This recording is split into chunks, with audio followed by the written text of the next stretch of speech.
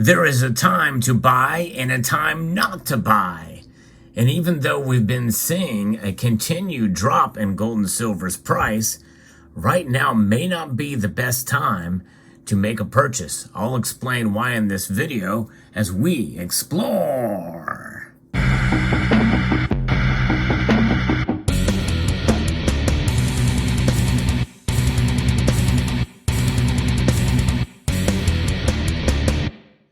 First, we're going to give a little market analysis of what's happening today.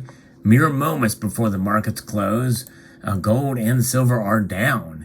In fact, silver is down fairly substantially, down over 1.3%, down 31 cents on the day to below $23 an ounce now. Yeah, I didn't think this would happen either, but indeed it has. It is comfortably below that psychological support number to $22.83.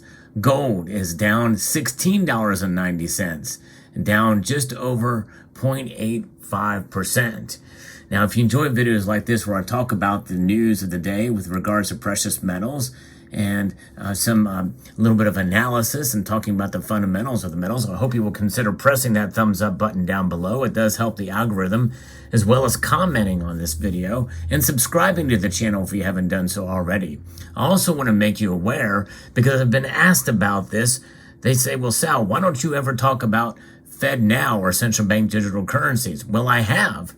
None of the videos that I've done on those topics have done very well. The algorithm has not liked those for some reason. Maybe some people can venture a guess as to why, but I just posted a video earlier in the day about the FedNow system and whether you can trust it or not. They say it's safe, but so I encourage you to check that video out. I just posted it earlier, just before this video. But let's get back to the markets. They are down. In fact, platinum is down as well, almost a 0.5 percentage point. Only palladium is the only metal that is up. Now, I'm going to be referencing an article that talks a little bit about what's going on in the markets here today, and it all has to do with what we have referred to here as the chefs at the Cook the Books Club. And I'll get into that in a moment here.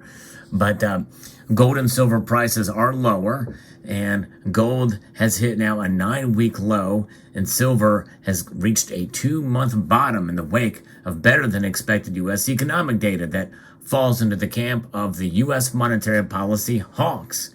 A surging U.S. dollar index and a rising U.S. Treasury yields were also bearish outside market elements working against the precious metals.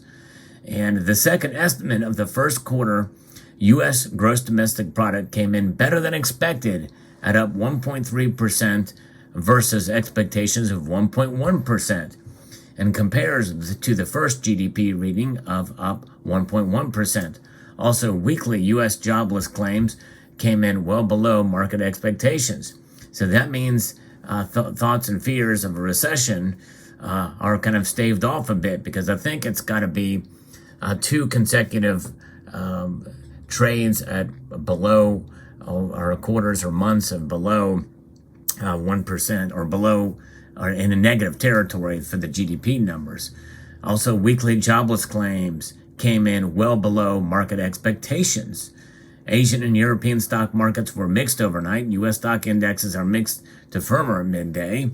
And that was what we're seeing in the marketplace, which is still anxious as U.S. lawmakers and the Biden administration have not come to an agreement to extend the government debt limit. And this is why I'm saying it might not be a bad idea to hold off on buying precious metals. House Speaker McCarthy today said negotiators are making progress on the matter. Reuters also reported that Democrats and Republicans are close to a deal. That likely also added some selling pressure to the safe haven gold and silver markets. U.S. Treasury Secretary Yellen said that the government could run out of money by June 1st, but that's really a kind of a false and fake deadline.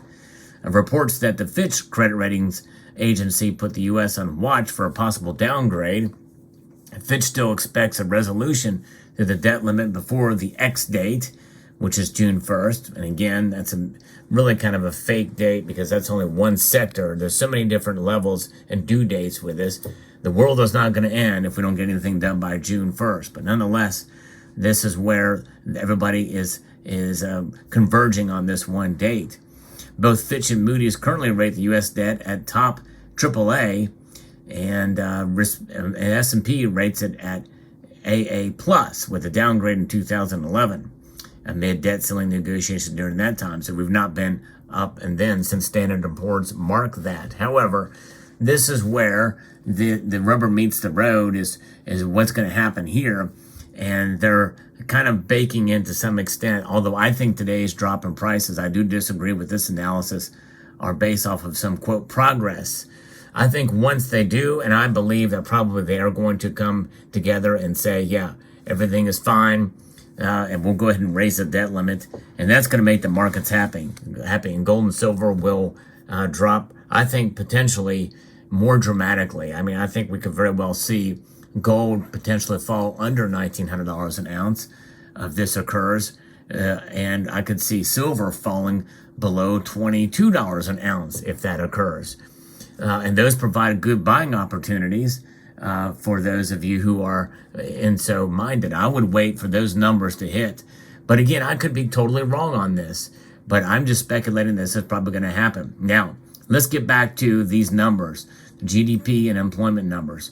And I think that is, those numbers typically, we should be able to trust what they say. However, everything from inflation to how they measure these things has kind of shifted and changed over the years.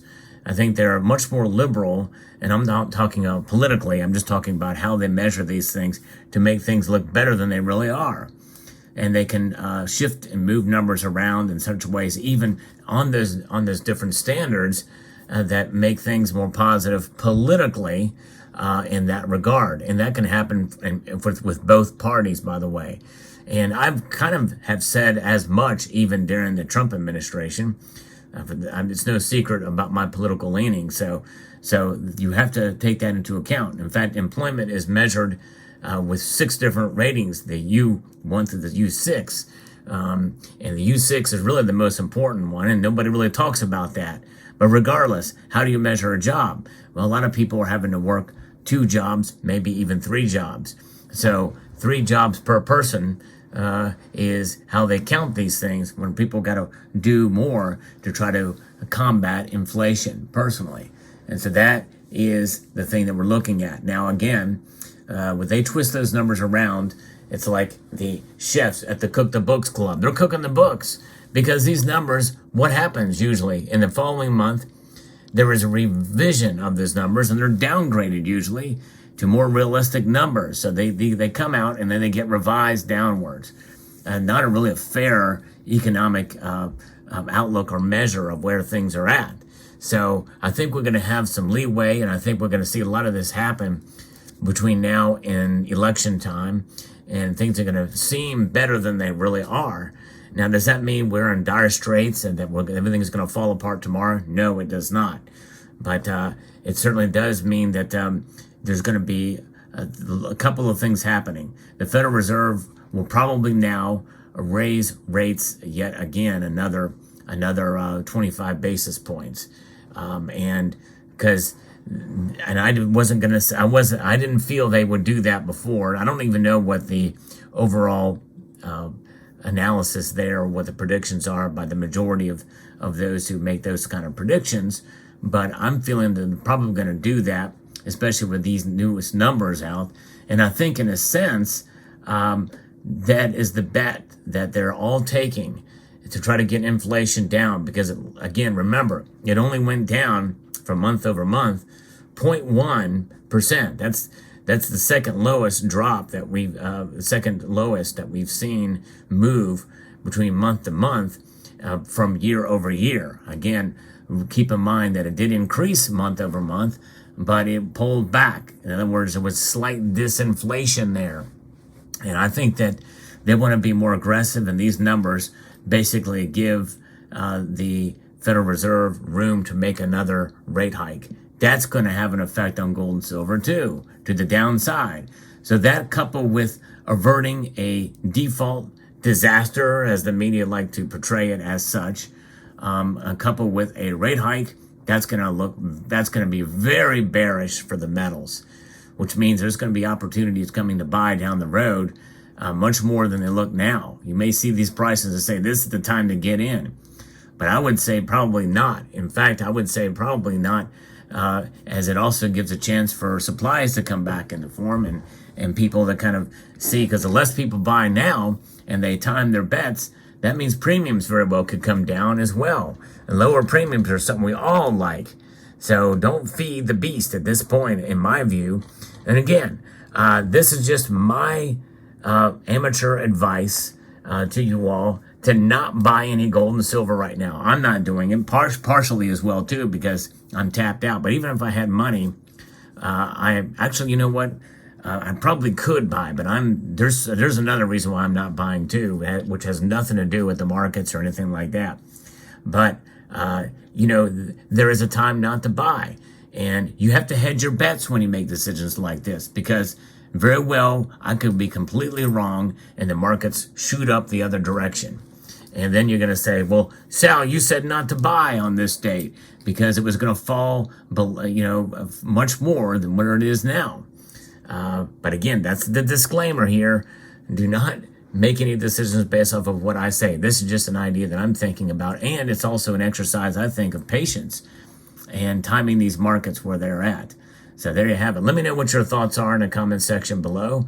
But I found today's move in the market's quite interesting to see this kind of drop and why it's a good reason not to buy. So I'd like to extend a multitude of gratitude to you all and encourage you to please rate this video, share it, and comment and subscribe.